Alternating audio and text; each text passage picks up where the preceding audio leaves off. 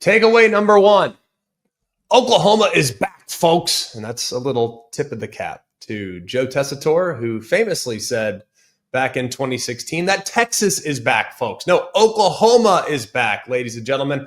Only matchup this past weekend that featured two ranked teams. Oklahoma wins the game 24-13 over Michigan in what was a physical play. That game felt like a playoff setting, didn't it? Like just two heavyweights going toe-to-toe.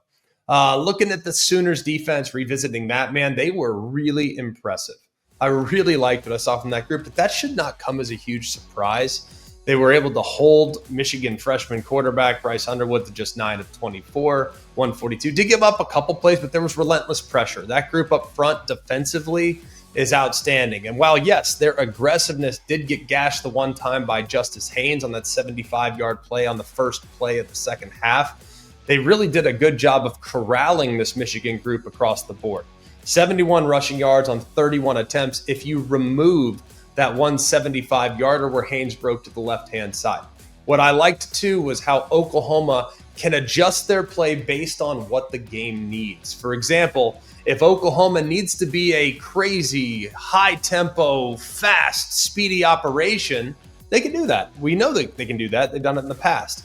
But if they need to be a methodical, grinded out type of team because they have the lead, they want to take some time off the clock, they want to extinguish any chances that the other team might have, they can go on a 16-play drive late in the fourth quarter and take 8 minutes off the clock.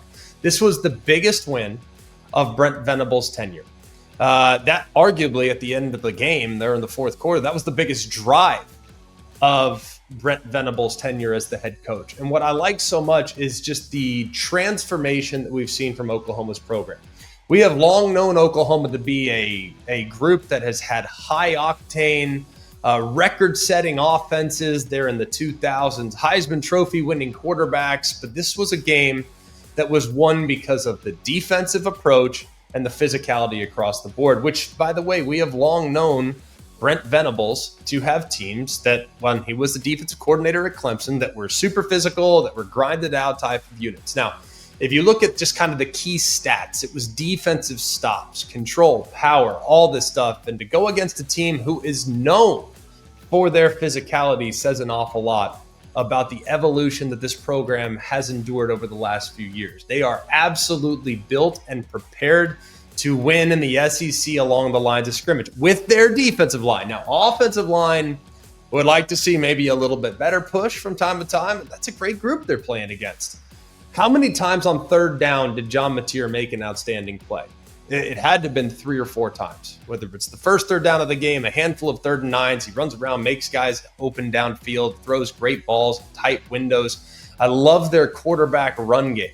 Their quarterback run game in the red zone is going to be very difficult to defend. And I love how hard John Mateer runs the football as well. There was one play in particular. It was a 3rd and 3 at or around midfield, second half of the football game. He hits that hole as if he's a running back.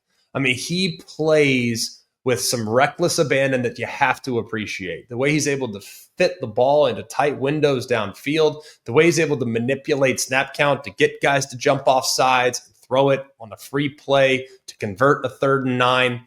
He just has a savvy and a moxie to him that just takes good quarterback play to the next level, elite quarterback play. We'll talk a little bit more about him in just a moment, but our team of the week, and it should come as no surprise, it's the Oklahoma Sooners.